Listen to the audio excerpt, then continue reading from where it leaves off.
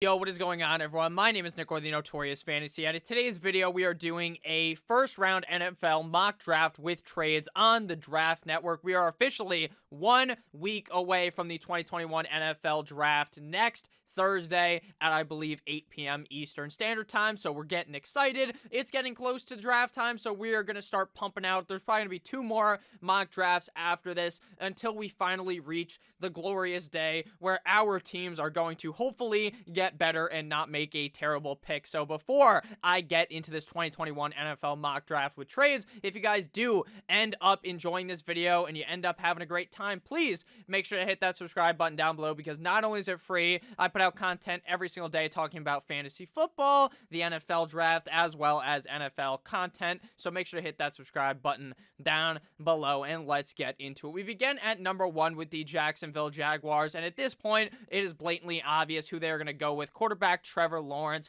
out of Clemson. This guy checks every single goddamn box in what you want in a quarterback in the NFL. His skills, his traits should be able to transform easily from college football all the way to the NFL to be the franchise guy in Jacksonville for the Jaguars. At number 2, we have the New York Football Jets, and this pick also seems etched in stone by the gods at this point, and that god may end up being Joe Namath, because hopefully that's what Jets fans are looking for, a Lombardi trophy to come their way. Will it end up happening under Zach Wilson, is who I believe they go with here out of BYU at this point? A week away from the 2021 NFL Draft, I feel as though there is about a 99.9999999% chance that Zach Wilson ends up being the pick here. I think there's like a 0.00001% chance that they end up picking someone different here. It seems like the Jets have their sight set on the quarterback out of BYU. Now, obviously, if you're sitting here and you're Zach Wilson, you are probably going to have a rational happiness, or not irrational happiness. You're going to be very happy, obviously. You just got drafted to the NFL, but then in the back of your head, you're just thinking, man, what did I do wrong for getting people to like me more than fucking Justin Fields? Because if I could have went 1 pick later, I would be set on an amazing team. Now I'm going to the Jets, but it is what it is. The Jets should be very happy with Zach Wilson, with the new head coach, with a whole new system to hopefully do a quick rebuild like my Miami Dolphins have done over the last couple of years. Seems like they're already trying to do that. So best of luck to the Jets, and they're getting their new guy here, quarterback Zach Wilson out of BYU. At number 3, after that 3-way trade with the Dolphins, with the Eagles, they're sitting here at 3, and that is the 49ers. Now, this is the pick where to many, the NFL Draft has just begun. We already kind of know exactly what's happening with the 1-2 punch off the draft of Trevor Lawrence and Zach Wilson. But now at 3, who's it going to be? Does it end up being Justin Fields, Trey Lance, or Mac Jones? Now, early on, we heard Daniel Jeremiah talking about how, hey, it seems like, you know, they're not looking at Trey Lance. They're not looking at Justin Fields. It's going to end up being Mac Jones. But then the kind of narrative has now flipped again. Now people are thinking it's going to be Justin Fields. Now people are thinking it may be Trey Lance. So here is where the draft genuinely begins, because this pick is so up in the air. Pretty much every single mock draft, my personal belief here is that they would take the best quarterback available, which in my opinion is Justin Fields, quarterback out of the Ohio State University. He doesn't really have any flaws to his game. The biggest flaw to many is that he went to the Ohio State University that has not produced the best talent thus far in the NFL at the quarterback position. If we remember, Dwayne Haskins, aka Dwayne Trashcan Haskins, was not very good, and some people are talking about how that's the reason why you should not draft him. Personally, I do not believe in that. You just draft the guy because you believe this guy has amazing arm talent, very good accuracy, as well as nice footwork outside of the pocket to be able to maneuver and pass the ball or just rush the ball. So to me, that would be the pick here at 3. But since I want to do something a little different, since I have not done it yet, I think that it is entirely possible that it's a 50, it's probably 40, 40, 10 based on who's going to be the quarterback here. 40 Trey Lance, 40% Justin Fields, and 10% chance that it is Mac Jones. So we're going to go with Trey Lance here, quarterback out of North Dakota State. Now, again, I don't think this is going to be the pick But with all the speculation that they haven't came out and really said it was Fields, we've seen a lot of talk from the 49ers potentially about Trey Lance. So your guess is as good as mine. I think it ends up being Trey Lance. I think it's going to be Justin Fields, but for this mock, I want to see how different the draft kind of plays out with Trey Lance going at this pick. So do not scold me in the comments. Nick, you fucking idiot. Trey Lance isn't going to get picked here, because I think it's honestly pretty possible that that could end up happening. So now we are up at number 4 with the Atlanta Falcons. Now, if I am the Falcons personally, I am trying to go ahead and run away with as much picks as you can get for selling the 4th overall pick in the 2021 NFL Draft to have a team move up and pick a quarterback. Now, there's also the thought process.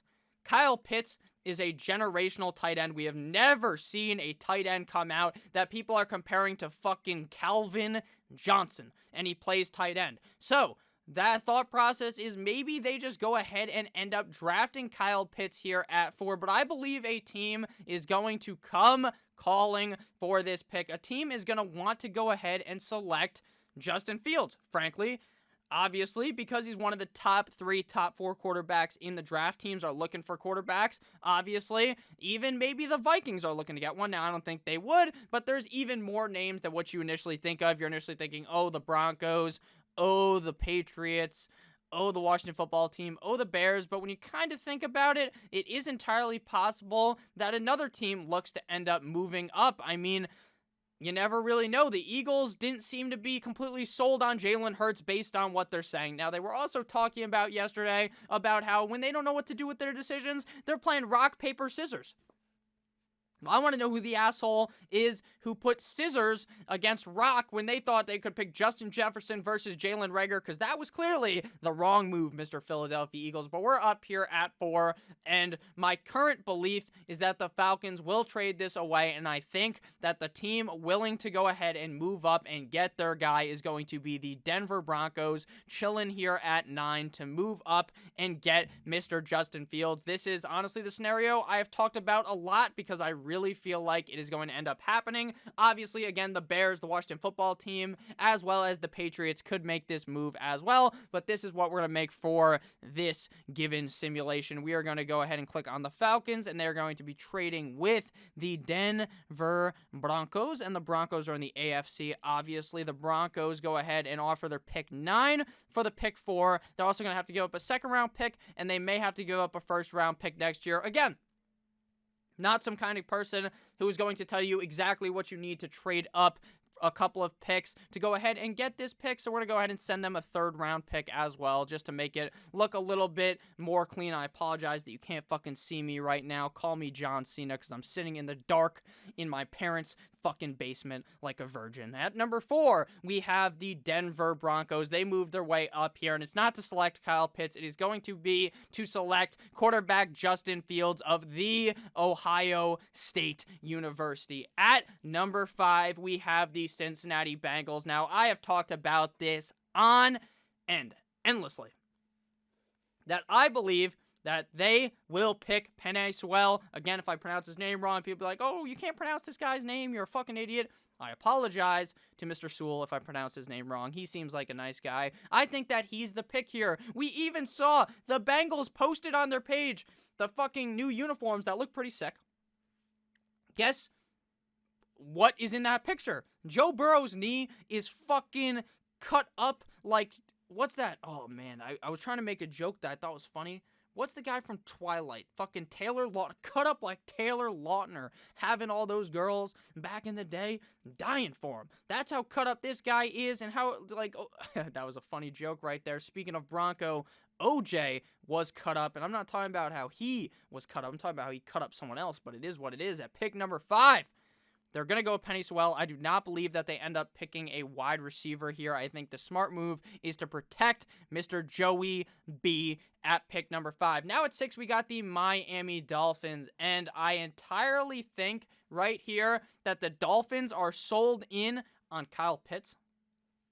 But how sold in are the Dolphins on Kyle Pitts? Are they going to draft him at 6 when there's reports that the Dolphins are looking to trade back and there are reports that a team is looking to trade up, whose name is the Dallas fucking Cowboys, and Jerry Jones. They don't want a quarterback. They got their guy Dak. They paid him $1 zillion, so we come back. So I think it's entirely possible that Brian Flores and Chris Grier say, fuck it, we will go ahead and draft whoever is there at 10, and we are going to make a trade right here between the Cowboys and the Dolphins. The Dolphins go from 6 to 10 after going from wherever they were. They kept moving around. This was a fucking 360 a couple weeks ago, so we're going here. We're getting the 10 pick. The Dolphins are also probably going to get a second-round pick here, maybe a first. Again, I don't entirely know how much it costs to move up just slightly in the draft. You never really know, so we're going to go ahead and say this is the trade. Again, not 100% sure that that's what it's going to be. I'll move a little closer to the mic so you guys can see me when it goes pitch black because, again, like I said, it's Nick at night. So we're going to go ahead here and take Kyle Pitts. Do I think this is the smartest move for the Dallas Cowboys? Hell to the nah.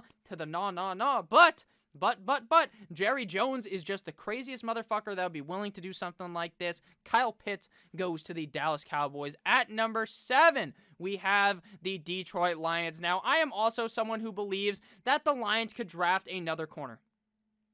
They just can. But at 7, with Jamar Chase on the board, with how I feel that they need to rebuild this whole entire team. They lost Kenny Golladay. They lost Marvin Jones. They're 2 big hitters at the wide receiver position. They got TJ Hawkinson. They got Jamar Chase now, wide receiver out of LSU. At number 8, we have the Carolina Panthers. Now, if I'm the Panthers, I would just want to make the safest pick possible. I'm confident in Robbie Anderson. I am confident in DJ Moore. I think you could draft Waddle here. I don't think they will. If Pitts was here, I think that's also kind of a no-brainer pick for them. But hey, it is what it is. They're going to play it safe and draft offensive tackle out of Northwestern, Rashawn Slater. At number 9, we got the Atlanta Falcons here. After trading back for the Broncos to select Justin Fields, they're sitting pretty at pick number 9. And obviously, the tight end is not there for them to get. So I actually think that the Falcons here would just continue to build on defense. Their defense did not look very good last year. Did have some solid games, but overall was not the greatest. I think they go ahead and feel very happy getting the best corner, according to PFF, in the draft, the best defensive player last year in all of college football, in the NFL draft, according to PFF, in Patrick Surtain out of Alabama. At number 10, we got the Miami Dolphins, and I think the Dolphins will be very happy here to get a guy to put in this offense. I don't necessarily think that we know who the Dolphins would pick here. The Dolphins probably like Waddle. They probably also like Devonta Smith. Yesterday it came out that the Dolphins are not afraid of the weight of Mr. Devonta Smith because he's fucking Slim Reaper. This guy is as skinny as it gets. But at the end of the day, I think that the Dolphins would ultimately go with Jaylen Waddle. I think he fits best in this offense, that you don't have to get rid of Devontae Parker. I think that this is the best fit. Now, again, the Dolphins could go to Devonta Smith, and I wouldn't be surprised at all, but I think Waddle is very high in the minds of the NFL owners and the coaches. If you guys have ended up enjoying this video throughout the first 12, 13 minutes of the video, please make sure to hit that subscribe button down below, because not only is it free, I put out content every single day to help you guys win your 2021 fantasy football leagues, as well as like talking about the NFL draft. Whenever some NFL news drops, I talk about that as well. So make sure you hit that subscribe button if you have enjoyed thus far. At number 11, we got the New York Football Giants. Now, if Waddle was here, I wouldn't be surprised if they picked Waddle. I don't think they're going to go ahead and attack Devonta Smith when they already have a clear alpha omega in that offense in Kenny Golladay, Kenny Bones. So I think here it's safe to say that I genuinely believe that the Giants are going to go edge rusher at this pick, but it is not safe to say which fucking edge rusher this is going to end up being. I have no idea. Now, a lot of Giants fans I was seeing in the last video, they're talking about how they would draft Parsons here. They want the blue chip prospect, and I understand that, but I genuinely believe that they want to end up drafting an edge rusher at this pick, and don't be surprised when they call the name of Kwitty. Yeah, we paid edge rusher out of Michigan. At number 12, we got the Philadelphia Eagles, and ironically enough, Mac Jones is still there for what was called the quarterback factory last year by Howie Roseman. Maybe he said it, maybe Doug Peterson said it, but one of them said it. they're not going to draft Mac Jones, but it is interesting because we could see a trade here. We're around the spot where trades might come fucking slinging in from teams that want to jump the New England Deflatriots to select quarterback Mac Jones at pick 15. How much do these teams want it? I don't know, and I think the Eagles want their guy here. They want to go ahead and draft another wide receiver early on in the draft. Shout out to JJ Arcega-Whiteside. Shout out to Jalen Reagor. They might hope. This seems like a you can't mess it up pick with Devonta Smith. Dude won the Heisman. Dude is fucking unreal at all parts of his game. I don't know how this could be a miss, but it just seems like a fucking swing and a miss since the Eagles are making it. But for the Eagles fans, Devonta Smith should be very good for you. At number 13, we have the Los Angeles Chargers. Now, a lot of Chargers fans here at this spot really seem to think that O-tackle is the safest pick, and I would come to agree with you, but I also think that it's entirely possible that they want to go ahead and bolster this defense even further. Sure, they already have Joey Bosa. They already have these nice pieces on defense, but they're not really able to stay healthy. And imagine a healthy Chargers defense with an edge rusher like Jalen Phillips, like Azeez Ojulari, something like that. I am honestly would not be surprised at all if one of these guys goes at this pick. We're going to go with the highest ranked on here, Jalen Phillips, edge rusher out of Miami. Now, this is not a guy with a long list of stats. Last year, he got his big break because Gregory Rousseau, who has fallen out of favor, was like a first-round pick for sure a couple of months ago. Now, he's kerplunked his way back into the second round, so maybe everyone's wrong. Maybe he'll be a first-round pick. Maybe he's even the first edge rusher off the board, but I do believe that the Chargers end up doing this, drafting Jalen Phillips, edge rusher out of Miami. At number 4, we have the Minnesota Vikings, and I think that there is just one pick here that is very, very safe, and that's Elijah Vera Tucker. I barely knew her. That was funny. I know. Haha, fucking applause. But I think that this is the right pick. I think you want to protect Mr. You like that Kirk Cousins. You want to go ahead and protect Dalvin Cook. Their offensive line is pretty decent, but they definitely need some interior with Elijah Vera Tucker out of USC. Seems like a very safe pick for Mr. You like that Kirk Cousins at number 15. No teams ended up coming up, so the Patriots are sitting here. Uncle Bill Belichick is on the phone, and he's not going to throw it against that Microsoft thing like he did in that GIF where he picks up the phone. Whoever was telling him something, Robert Kraft's telling him about how there's like fucking half-price tugs at the massage parlor, and he fucking throws the phone against the thing. He's pissed. He doesn't want to hear about no tugs. What he wants to hear about is Mac Jones, quarterback of Alabama, joining his team. That is the pick here. At number 16, we have the Arizona Cardinals, and this is about as good as it gets for the Cardinals. They are very happy with J.C. Horn falling all this way back in the draft for them to be able to get him. Obviously, there is also a chance. That someone ends up drafting another corner ahead of him, and that is going to be Caleb Farley. Could be drafted ahead of him. I understand that he got that surgery. I understand, but it's entirely possible that teams realize that he's going to be healthy probably for week 1 and that he should be fine, so he may end up getting drafted highly again over J.C. Horn. Don't be surprised, but for the sense of this mock, it seems like Caleb Farley isn't going to go as the number 2 corner. Would I be surprised? No. Not at all, but I don't think that that's really the consensus at this point. At number 17, we have the Las Vegas Raiders. Now, I've thought about this a little bit more. Their offensive line isn't completely atrocious. They dismantled it. They put it back together. So I'm thinking maybe at this pick, if this guy is still here, they just have to do it. They are just going to pick Micah Parsons. He is not going to fall past here because if he did, the Dolphins would easily get him. I also think Christian Barmore here out of Alabama is also very much in play for the Las Vegas Raiders. But the Raiders are known to do something absolutely crazy in the first round as they have done it in the past. Don't be surprised. Jamin Davis is a name that is, skirting up the draft board. If Parsons is gone, don't be surprised they're looking for jamming it in the ass. Davis, linebacker out of Kentucky. At number 18, my Miami Dolphins are back on the board. While I want my Dolphins to draft a running back here, because it'll be fun to have Najee Harris or Travis Etienne on the squad, I don't think that ends up actually happening on draft day. Brian Flores is not an offensive-minded head coach. He loves that defense, and he is going to love linebacker, whose name is not John Cena. It's Jeremiah Owusu-Koramoah. Now, if Caleb Farley is still here, and it seems like Xavier Howard kind of wants to leave, do they let him walk, accept a trade, and draft Caleb Farley? You never know. You never know. I think that's entirely possible, but here where we're sitting, I think that the Dolphins are going to be very happy getting this guy who is the human truck stick, as I have described this guy. This guy hits so fucking hard.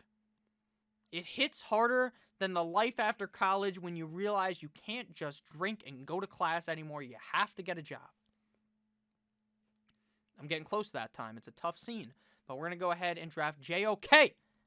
And he's far from okay. He is great, as Tony the Tiger would say. At number 19, we got the Washington football team. Darius Saw fell this far. It just seems like a no-brainer pick here to go ahead and protect Ryan Fitzmagic. At number 20, we have the Chi-Town Bears. They weren't able to move up and get Mac Jones. I don't think any other quarterbacks will go in the first round. It seemed like initially maybe Kyle Trask could potentially go really late in the first round, but now that rumor is just dead.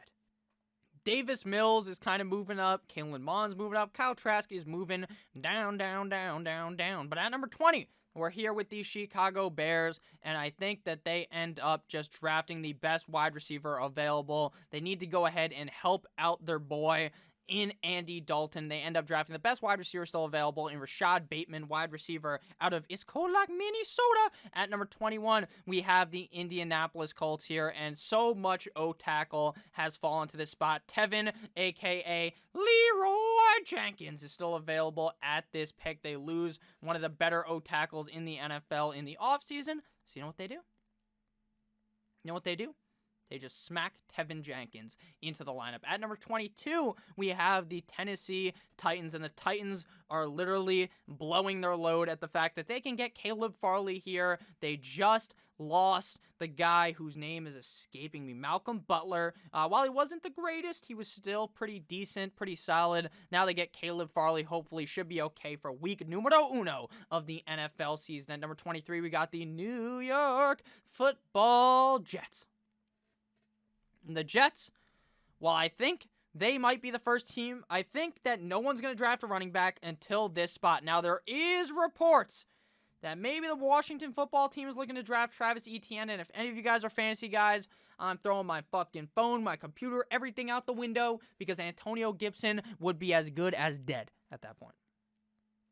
Would be very, very tough for us, but at the end of the year, or at the end of the day, I think that at 23, we see the Jets go ahead and draft an edge rusher in Azeez Ojulari out of Georgia. At number 24, we have the Pittsburgh Steelers. I think the Steelers could really go any way at this pick. They don't bring back James Conner. They clearly need a running back, but they could also just trade up in the second round to get one of Javonte Williams, Travis Etienne, and Najee Harris, right?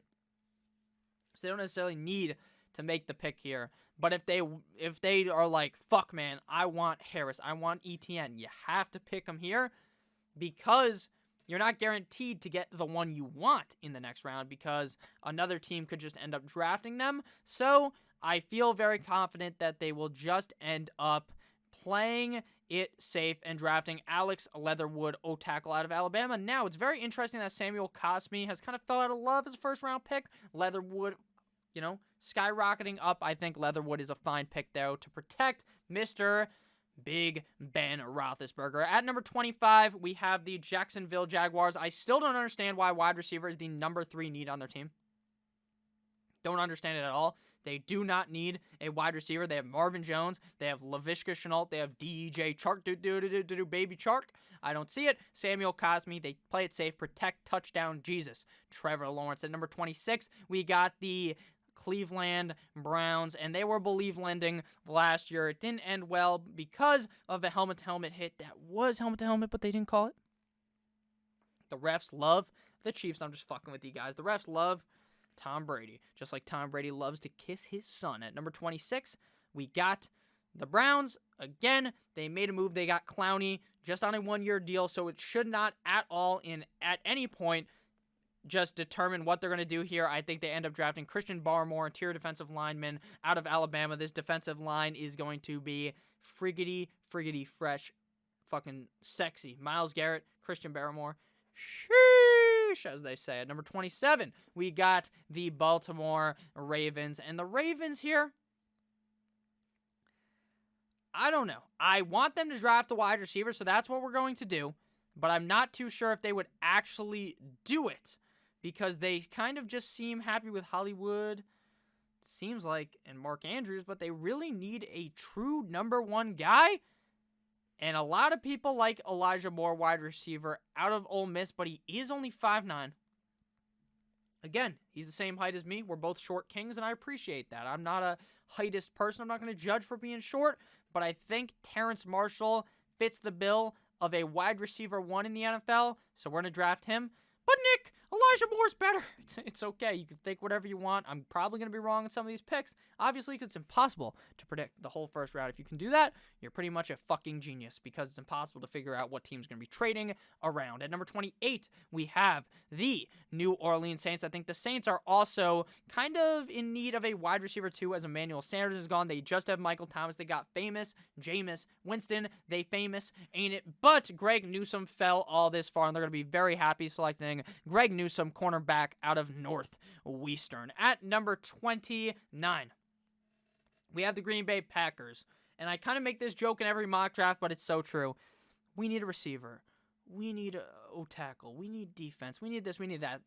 No. You know what we'll do? Hold my beer. It's like one of those old memes back in the day. It was like, hold my beer. And they fucking draft Jordan Love. Jordan Love. Love me. Yes. Love me. No. Fucking love me not, because Green Bay fans were pissed. I don't know when Jordan Love's ever going to play. There were reports that there was like a fucking note on Bill Belichick's desk and on his computer that was like, we're going to fucking trade for Jordan Love. So maybe that does end up happening. You never know. But what I do know is that at 29, the Green Bay Packers are not going to do anything spicy. They'll probably just end up drafting an O-tackle, but I'm not too sure any of these guys are first-round picks. So we're gonna do them a good thing and just draft them a cornerback, because I think that's what they end up doing. I think Asante Samuel is going to end up being a first-round pick. I don't know why. I just feel it coming out of this guy over Eric Stokes. And he's going to have an Eric stroke when he doesn't get picked in the first round, and Asante Samuel Jr. does. Corner out of Florida State. At number 30, we have the Buffalo Bills. I mean, they could pick Mr. Eric Stokes, but I think they end up going with a linebacker at this pick. Don't understand why wide receivers a team need. They got Diggs, Cole Beasley, Emmanuel Sanders, Gabriel Davis, and a couple other guys that are pretty solid, so I don't really see that. At pick 30, we're going to go ahead here and go linebacker. I think that while I like Zaven Collins, I think the name of Jamin Davis, for some reason, I'm feeling like he is just going to be picked ahead of Zaven Collins because of all this hype that he's getting. Jamin Davis gets picked here, linebacker out of Kentucky. Shout out to Kentucky not making March Madness. At number 31, we got the Kansas City Chiefs. The Chiefs somehow dismantled the O-line, and they put it back together, maybe even better. Not too sure how he does it. I think we see another wide receiver go at this pick, though I think Zaven Collins actually would be the best pick here for the Chiefs. So we're going to go with Zaven Collins, but I think wide receiver could also happen at this spot. And final pick of the first round, we have the Tampa Bay Buccaneers. Now, the more I've thought about it, the more I feel like they could draft a wide receiver in the first round, because it seems 100% likely that Chris Godwin will not return after next year. Sure, I think they run it back this year, which they will. They'll have fun time, maybe win the Super Bowl again, but then he's going to be gone, and they need the next version of him. But they also could use some more defense for the future, because the defense is also, some of these guys are going to be leaving. So I think that Joe Tyron would be a solid pick here. Same thing goes with Jason Owe. I think that interior defensive line, it's a shame that Barrymore's not here, because he's kind of the layup pick at this spot. I don't really see any of these other guys being first-round picks. So I think we're just going to go ahead here and draft edge rusher Joe Tyron out of Washington. But I think Rousseau may end up being, like, I think everyone's kind of pivoted off of him so much that I feel like he's actually going to be a first-round pick, so we're going to end up doing that. He doesn't have to move very far from Miami to Tampa Bay. So thank you guys all so much for watching this video. If you did end up enjoying at any point, please make sure to hit that subscribe button down below. I know people are going to comment, oh, Nick, why you touch your nose so much? It's because I did a line of fucking coke before I record these videos. Everyone knows that. Everyone knows that. Have a great rest of your guys' day. I love you all. Scroll down here real quick if you want to pause, look at your team, inspect it like Inspector Gadget. Have a great rest of your guys' day. I genuinely love all of you guys. Thank you so much for the support you've shown me this whole offseason. We had 12,000 subscribers a couple of days ago. I've said it a million times. It makes me so happy when I see growth on my channel, just like I wish my dick would grow a little bit longer. But it is what it is. Love you guys all. Genuinely, thank you guys for everything. It means so much. And you guys will, I hope you understand. I mean, it's just crazy. It really is, because like 3 years ago, I was making videos and like 3 people were watching. 3 fucking people. Now, when I make these mock drafts, like 4,000 people watch. 40,000 people watch one of my videos. You know how crazy that is? 40,000 fucking people. That's like a full stadium. Maybe not. Maybe stadiums are bigger than that. I don't really know. But thank you guys for watching. If you made it this far through my sappy rant at the end of here, leave down below in the comments. Nah, not mild, because then people are going to think that this fucking video was mild. Leave hot from Taco Bell, that hot sauce. We got to love it. You got to love it. You like that. Kirk Cousins. I love you guys all again. Stay safe. Happy, what's today? Today's Thursday. Happy Thursday. 1 week from the NFL draft. Let's have a great time. Stay safe. Good boy.